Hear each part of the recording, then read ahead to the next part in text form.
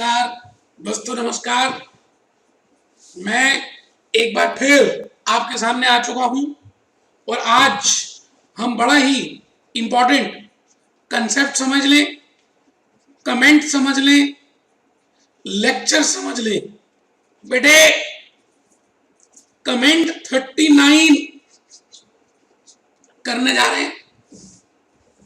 बेटे बोलते बोलते थोड़ा गला बैठ गया, क्या करूं बेटे, प्यार है आपसे, मुझे गला इस समय दिख ही नहीं रहा, मुझे तो बस आपका भविष्य दिख रहा है कि आप पास हो जाओ, आपका 25 फरवरी, आपका 25 अगस्त, बस बेटे मुझे वहीं पे खुशी मिल जाएगी, मेरा गला वाला सब ठीक हो जाएगा, आप बस पास हो जाओ मेरे बच्चे, मेरी तो यही तमन्ना है।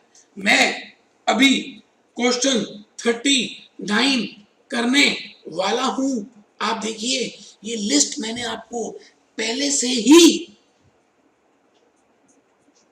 बता दिया है बेटे। 38, सॉरी बेटे, मेरे से गलती है बेटे, मेरे से गलती है।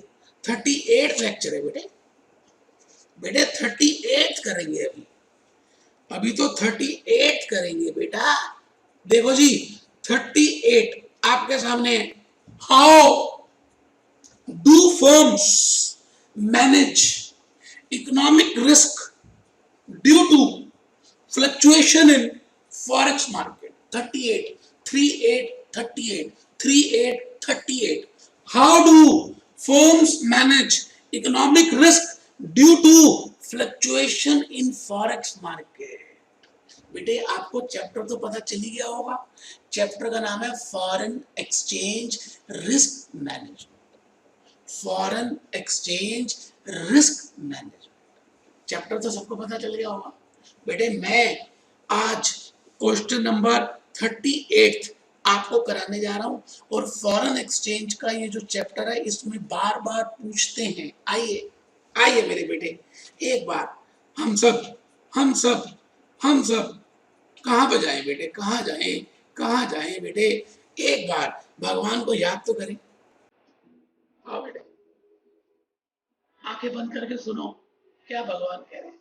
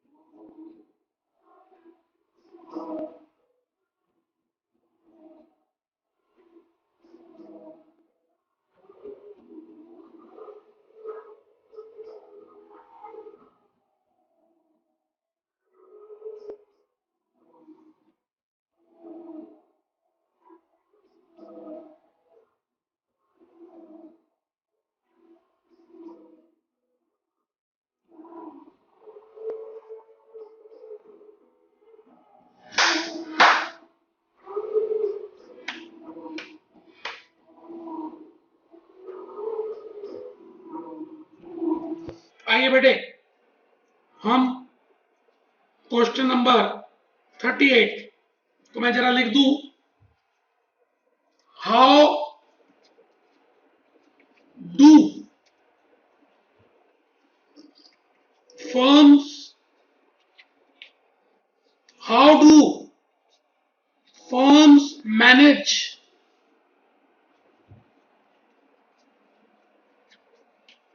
economic risk due to fluctuations in forex market। लो जी, लिख दो दीवारों में, ला कागज कलम दवात ला, मैं लिख दूं अपना नाम तेरे नाम, दिसंबर 2014 फॉरेक्स मार्केट, मैं आने वाले 20 मिनट तेरे नाम लिख दो। बेटे आपको इस क्वेश्चन का आंसर एक तो पहले रजिस्टर खोलना है, प्लीज रजिस्टर खोलिए। दूसरा बेटे कंसेप्ट बेस्ड क्वेश्चन की जो बुक नंबर 2 दिए उसको ओपन कीजिए और उसका पेज नंबर 355 बेटे सारा आंसर दिया है। तो क्लास क्या खत्म? क्या बातें कर दी बेटे, अगर यही कराना होता तो मैं अलग से रिकॉर्ड क्यों करता। एक बार प्लीज आप सभी, मैं बुक खोल चुका हूं, आप एक बार उस बुक को ओपन कर ले।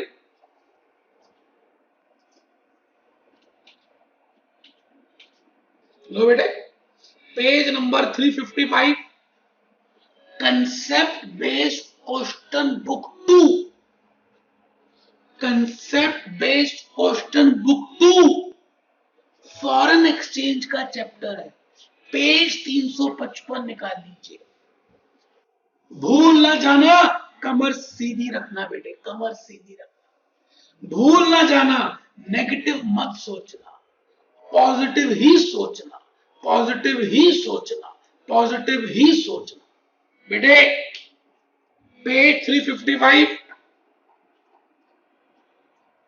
Question 10 meaning of risk and exposure. Question 11 types of foreign exchange risk में एक रिस्क दिया मैंने इकोनॉमिकल रिस्क। बेटे इकोनॉमिकल के बड़े सारे नाम हैं, ऑपरेटिंग रिस्क, कॉम्पिटिटिव रिस्क, और फिर इनको हेज करने की टेक्निक्स। तो आप समझ लीजिए जो उसने पूछा है मैंने उसको 3 क्वेश्चंस में डिवाइड करके सारा मैटर लिख दिया, सारा मैटर मैंने उनको 3 क्वेश्चंस में डिवाइड करके लिख दिया। आइए आइए इन्हीं बातों के साथ मैं आज आपके सामने अपनी होश में आपको बताने जा रहा हूं what is foreign exchange risk. आइए बेटे फॉरेन एक्सचेंज का अगर आपने मेरा YouTube का या पेन ड्राइव का या फेस टू फेस का लेक्चर नहीं किया तो ये पक्की बात है पिछले जन्म में आप राक्षस योनि से आए थे। बेटे जो देवता होते हैं उन्हीं को मौका मिलता है मेरी क्लास अटेंड करने का, लेकिन अब आप देवता हैं क्योंकि आप ये लेक्चर सुन रहे हैं। आपको मालूम है कि इंफोसिस, विप्रो, टीसीएस, इनका मेन धंधा यूनाइटेड स्टेट्स ऑफ अमेरिका में है और इनको मेन जो पैसे आते हैं डॉलर्स बेटे यूएसए से आते हैं। और आपको पता है जब आप बहुत छोटे थे तो आपको मालूम है कि $1 उस समय 50 रुपए का था और आज की अगर आप न्यूज़पेपर कभी देख ले तो रोंगटे खड़े हो जाएंगे, 70-72 के आसपास चल रहा है। और बेटे हर रोज ये मार्केट ऊपर नीचे चल रही होती है। कभी सागर देखा, कभी बॉम्बे गए, कभी कैलकाटा गए, कभी मद्रास गए, हिंद महासागर देखिए, पानी झलकोड़े खाता रहता है, हर समय चल रहा है। मूवमेंट चल रही है, कभी बंद नहीं होता। आप रात को सो जाते हैं, लेकिन बेटे रात को भी सागर की लहरें चलती रहती। बिल्कुल उसी तरह से फॉरेन एक्सचेंज मार्केट में हर समय परचेज और सेल चल रहा होता है। तो बेटे मैं कहता हूं forex market is a 24 by, मैं कहूंगा जी forex market is 24/7 market into 365। क्योंकि बेटे इंडिया जब सोता है तो अमेरिका उठता है, जब हमारी कंट्रीज एशिया सोती है अंधेरा होता है तो वहां रोशनी होती है। तो बेटे हर क्षण आप ऐसा समझ लीजिए कि मार्केट में मूवमेंट चल रही है, dollar rupee dollar rupee dollar rupee dollar rupee बढ़ रहा है कम हो रहा है, बढ़ रहा है कम हो रहा है, बढ़ रहा है कम हो रहा है। इसकी वजह से मान के चलते हैं कि इन्फोसिस को $1,00,000 मिलने थे। कहां से? यूएसए की किसी पार्टी से मिलने थे। किसको? इन्फोसिस को। कब? कुछ दिनों के बाद। आज इन्फोसिस अगर आज डॉलर का रेट देखें तो मान लेते हैं 70 रुपए का है, तो अगर आज 1,00,000 मिले डॉलर तो इनको 70 लाख रुपए मिल जाएंगे। कुछ दिनों के बाद ट्रंप जीत गया, ट्रंप जीत गया, जीतना था हिलरी ने, जीत गया ट्रंप।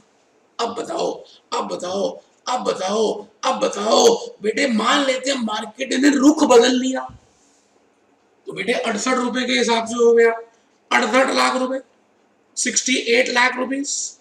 तो लॉस कितना हो गया बैठे बिठाए? 2 लाख का। बेटे इसमें क्या गलती है इन्फोसिस की, ये बताइए।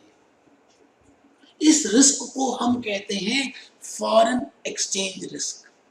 बेटे foreign exchange risk is of 4 types, 4 तरह का रिस्क है जी, जो मैं आपको बताने जा रहा हूं।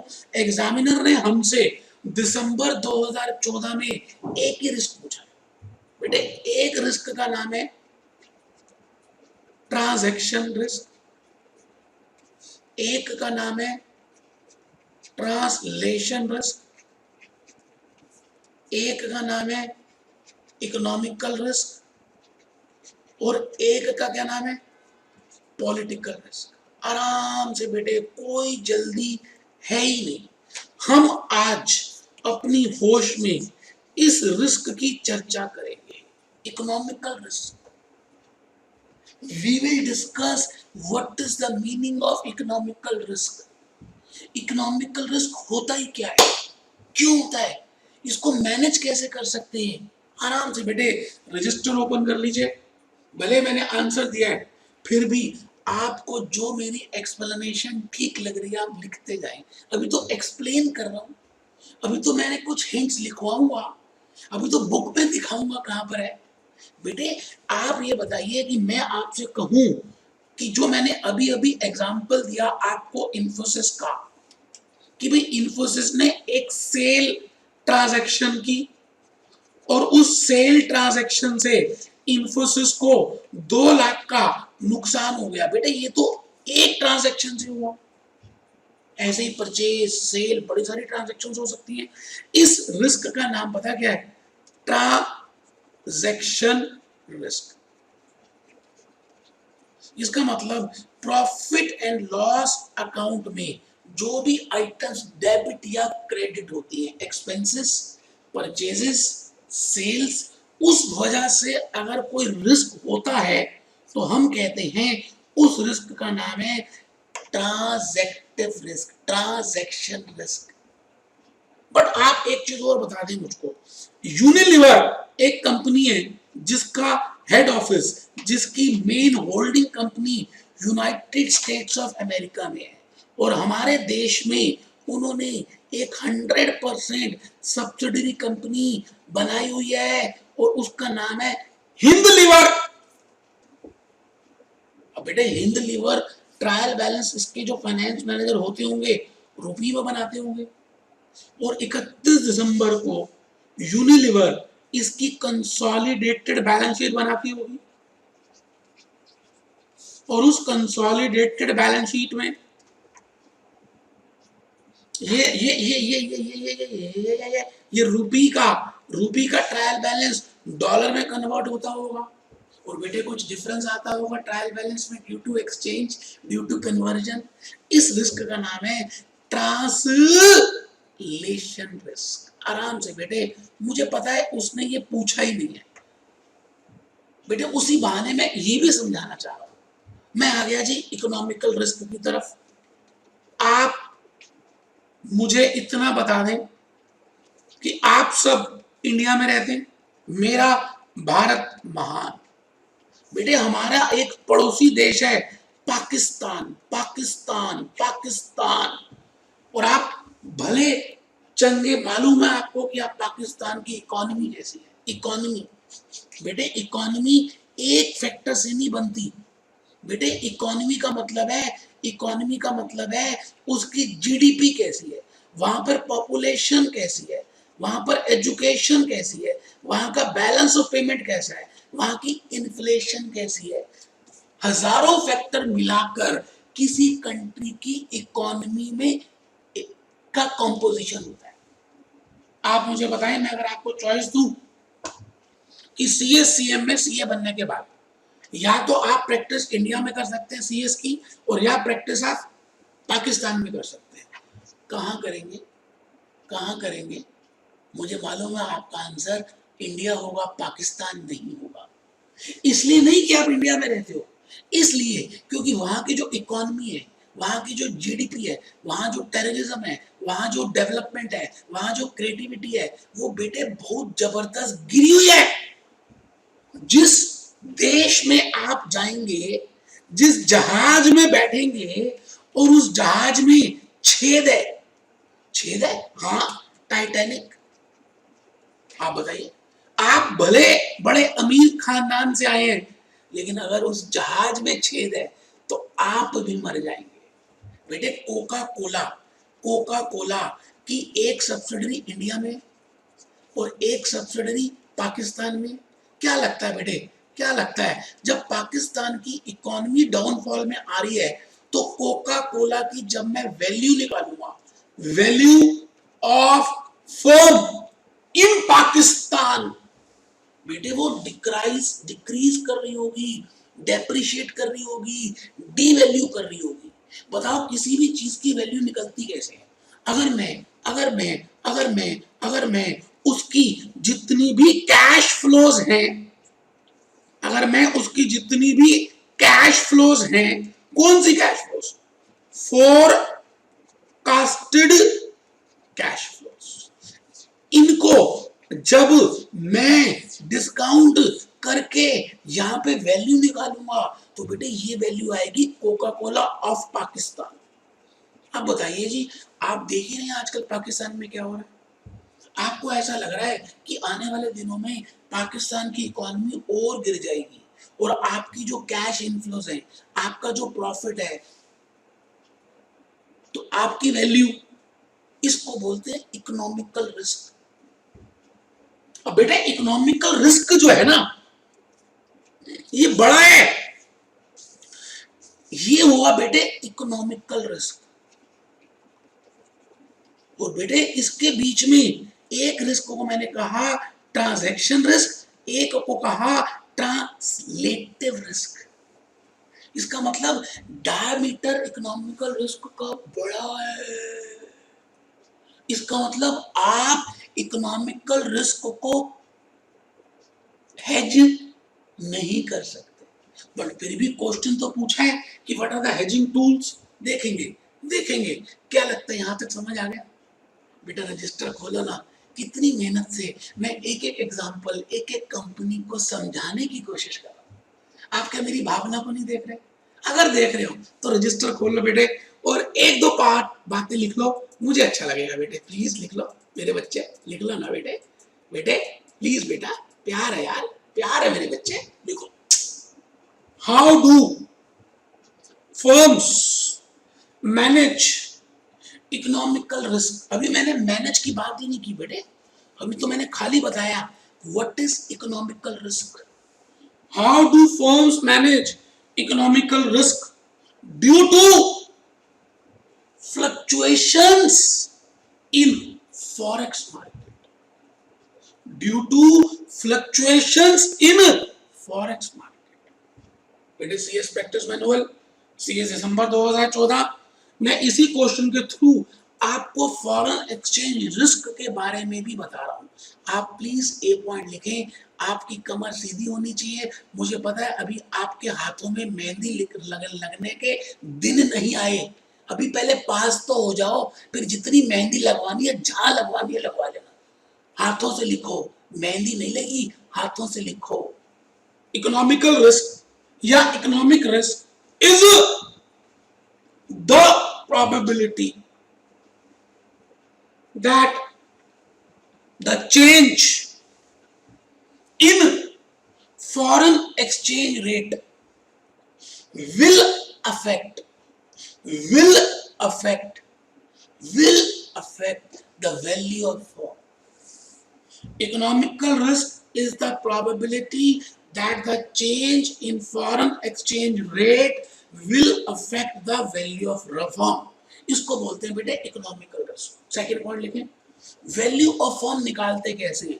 भविष्य की जितनी भी इनफ्लोज हैं उन सबका प्रेजेंट वैल्यू निकालना और टोटल करना, इस टोटल का नाम है वैल्यू ऑफ फर्म। लिखो,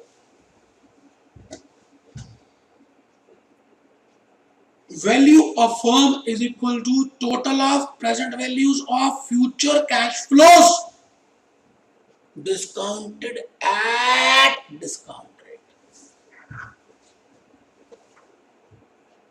सी पॉइंट लिखो, economical risk can also be named as operating risk or competitive risk or revenue risk। लिखो ना बेटे, लिखो ना, ढीले मत बैठो यार, करो मेरे बच्चे। मैं खड़ा होके बता रहा हूं, आप तो बैठ के पढ़ रहे हो यार। मैं खड़ा होके थकता नहीं और आप बैठ के लेट के पढ़ रहे हो। चलो, economical risk can also be named as operating risk, competitive risk, revenue risk. Operative risk, competitive risk, revenue risk. It may be noted that economic risk, D point, it may be noted that economic risk is difficult to measure। क्यों बेटे? क्योंकि इतने हजारों factors पर depend करता है। And it is broader, बड़ा है बेटे। ट्रांजैक्टिव छोटे छोटे, ये बड़ा है। लिखिए, following are the factors, following are the factors। मैं ई पॉइंट में आ गया जी। following are the factors which are responsible for economical risk। following are the factors which are responsible for economical risk: tax rate, political situation, education, population, black money. बेटे demonetisation हो गया हमारे देश में, black money, inflation rate. बेटे इन सभी factor से एक इकोनॉमी डेवलपिंग से अंडर डेवलप्ड हो जाती है या डेवलप्ड में चली जाती है। इंडिया डेवलपिंग है, वो दिन दूर नहीं जब मेरी कंट्री दोबारा से सोने की चिड़िया बनेगी। देख लेना दोस्तों। अब सवाल आता है कि आपको अब ये समझ आ गया कि अगर एक कंट्री में पॉपुलेशन ज्यादा है, जीडीपी कम है, पर कैपिटा इनकम कम है, इकोनॉमिक ग्रोथ नहीं हो रही, तो अल्टीमेटली उस कंट्री की जो करेंसी है वो डेप्रिशिएट करेगी। और जब उस कंट्री की करेंसी डेप्रिशिएट करेगी तो अल्टीमेटली उसकी रियल वर्थ कम हो जाएगी। और जब उसकी रियल वर्थ कम हो जाएगी उस करेंसी की, तो बेटे उस कंट्री में जो काम करेगा उसकी वैल्यू भी कम हो जाएगी। आइए जी, इसको मैनेज करने के लिए हम क्या करेंगे, लिख लें, फिर समझाऊंगा। Following are the hedging tools, following are the hedging tools.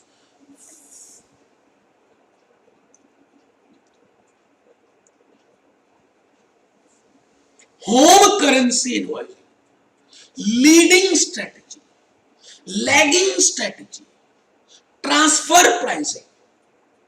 Home currency invoicing, leading strategy, lagging strategy, transfer pricing. बेटे अब होम करेंसी इनवॉइसिंग क्या होता है, मैंने वैसे अपने लेक्चर्स में समझाया हुआ है। होम करेंसी का मतलब है कि जैसे जैसे मैं कहता हूं जी एक कंपनी है एयरटेल, दूसरी कंपनी है वॉलमार्ट। एग्जांपल दे रहा हूं बेटे, वॉलमार्ट अमेरिका से गुड्स भेजती है एयरटेल को, बट नेचुरल है वॉलमार्ट अपना जो इनवॉइस बनाएगी एयरटेल के नाम में वो डॉलर्स में बनाएगी, तो एयरटेल को पेमेंट किस में करनी पड़ेगी, डॉलर्स में ही करनी पड़ेगी। अब डॉलर्स का रेट ऊपर नीचे हो गया तो रिस्क एयरटेल को बियर करना पड़ेगा। लेकिन एयरटेल क्या कहती है, सुनना वॉलमार्ट, सुनना वॉलमार्ट, तू तो अभी नई नई आ रही है ना इंडिया में, तुझे सारी बातें माननी पड़ेंगी ना जो मैं कहूंगी, तो हमें बिल डॉलर में मत दे, रुपए में बना। जो हमारे ऊपर इनवॉइस तू रेज कर रहा है बेटे वो रुपए में बना, हमारी होम करेंसी में बना। इसको बोलते हैं होम करेंसी इनवॉइसिंग। क्या बोलते हैं, होम करेंसी इनवॉइसिंग। इससे क्या होगा, एयरटेल का रिस्क खत्म हो गया, फॉरेन एक्सचेंज का रिस्क किसको बियर करना पड़ेगा, वॉलमार्ट। क्यों, मान लेते हैं 10 लाख रुपए का उसने बिल रेज किया, तो बेटे इसको तो पेमेंट 10 लाख ही करनी है। हाँ, रुपए से डॉलर में कन्वर्ट किसको करना है, वॉलमार्ट को। तो रिस्क किसको बियर करना है, वॉलमार्ट को। इसका नाम है होम करेंसी इनवॉइसिंग। बेटे एक स्ट्रेटेजी मैंने लिखी है लीडिंग, लीडिंग। सपोज करते हैं आप इंपोर्टर हो, आप इंडिया में हो, आपने एक मशीनरी परचेज की है यूनाइटेड स्टेट्स ऑफ अमेरिका की एक कंपनी से, और उसकी पेमेंट आपको 6 महीने के बाद करनी है, $1,00,000। बेटे आप जैसे ही 6 महीने के बाद पेमेंट के लिए बैंक के पास गए, मार्केट में गर्मी थी बेटे, मार्केट अचानक बड़ी हेवी हाई चल रही थी, 75 रुपए का रेट आ गया। अभी कुछ दिन पहले तो 70 का था।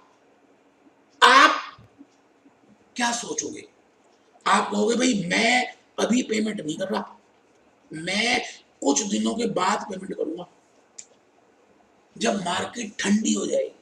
तो बेटे इसका नाम है लैगिंग स्ट्रेटेजी। तो बताइए जी, आपने अपना रिस्क कवर कर लिया। आप कौन, इंडियन। अच्छा, सामने वाली पार्टी को मान जाएगी, आप कहेंगे भाई जो मैं डिले कर रहा हूं ना उसके लिए इंटरेस्ट दूंगा, तो बेटे आप उसके लिए इंटरेस्ट दे दोगे, तो मानेगी नहीं मानेगी, मानेगी। इसी तरह से अगर आप पेमेंट जल्दी कर दो, जल्दी जल्दी जल्दी जल्दी, ये तो लेट की, अगर जल्दी कर दो तो बेटे इसका नाम है लीडिंग स्ट्रेटेजी, LEADING। आइए, मैंने बुक में तो बड़ा डिटेल में दिया बेटे, 1 मिनट के लिए आइए बेटा देखते हैं। ये देखो बेटे, होम करेंसी, लीडिंग, लैगिंग। बेटे ये 3-4 स्ट्रेटेजी ही इकोनॉमिकल रिस्क में काम आती है। बेटे एक्सटर्नल हेजिंग टूल से आपका इकोनॉमिकल रिस्क कवर नहीं होगा, तो आपको इंटरनल हेजिंग में 3 टूल्स को इस्तेमाल करके इकोनॉमिकल रिस्क कवर करना है। और बेटे मैंने इकोनॉमिकल रिस्क के ऊपर बड़ा कुछ लिखा है, आप देखिए। When an exchange rate depreciates and the importers of the country would pay more for current transactions, then this is named as economical risk.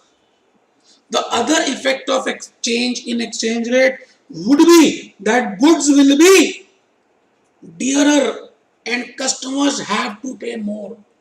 बेटे जब आपकी कंट्री की करेंसी डेप्रिशिएट हो जाएगी तो उतने ही रुपए में आप वो चीज नहीं खरीद सकते, अब आपको ज्यादा पैसे देने पड़ेंगे। तो बेटे इस रिस्क को बोलते हैं इकोनॉमिकल रिस्क। प्लीज बेटे ईमानदारी से, होम करेंसी, लीडिंग, लैगिंग, बेटे ये सारा मैंने लिखा है, आपको समझा दिया है मैंने। तो मैं चाहूंगा कि आप लीडिंग लैगिंग भी पढ़ के जाएं। लॉजिक वही है बेटे, कहते हैं अगर बात समझ आ जाए तो आप लिख सकते हो, और बेटे लिखने में तो आप मास्टर हो। तो इन क्लासेस के थ्रू मैं आपको सारे कंसेप्ट समझा रहा हूं। तो बेटे आज यही लेक्चर नंबर 38 मैं कंप्लीट करूंगा। उम्मीद है आपको कुछ तो समझ आया होगा बेटे, क्योंकि भावना शुद्ध है ना, क्यों नहीं आएगा बेटे। Be happy, be jolly, be cheerful, be happy, be jolly, be cheerful, be happy, be jolly, be cheerful। मिलते हैं बेटे, फिर मिलेंगे लाइफ में अगले